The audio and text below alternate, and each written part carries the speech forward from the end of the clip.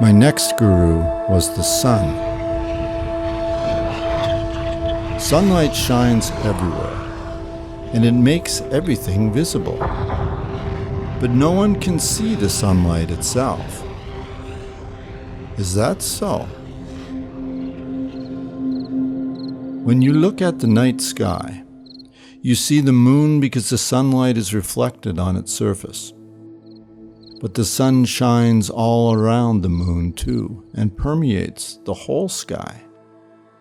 But you don't see it until it meets some form like the moon and is reflected on it.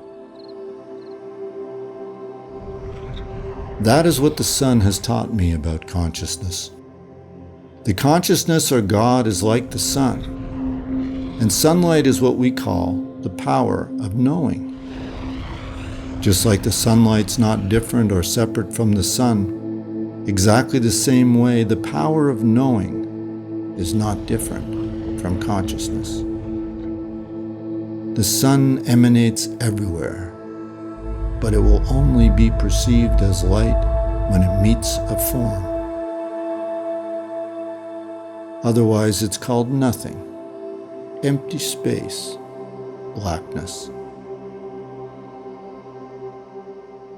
Similarly, until the power of knowing meets a form that can be known, we also call it nothing, deep sleep, unconsciousness. I'll say it again. Consciousness shines everywhere, eternally. Through its knowing power, it makes everything appear to exist, including time, and it's known as consciousness only when it meets form.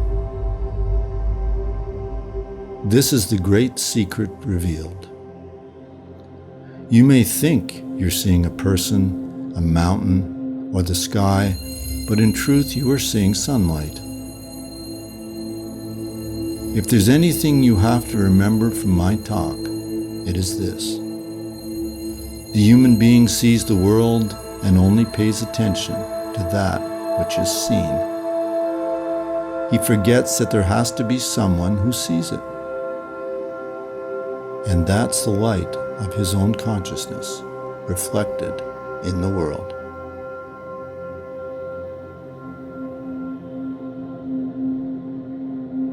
This is what I've learned from my guru, the sun, that every form is a reminder of my own ever-shining power of knowing. And what happened to me after that? Well, I've been given my power and my freedom back. For the world cannot cover me anymore and cause me to be upset. Rather, any happening becomes a dear reminder that I exist as the immutable power of knowing before anything can appear before me.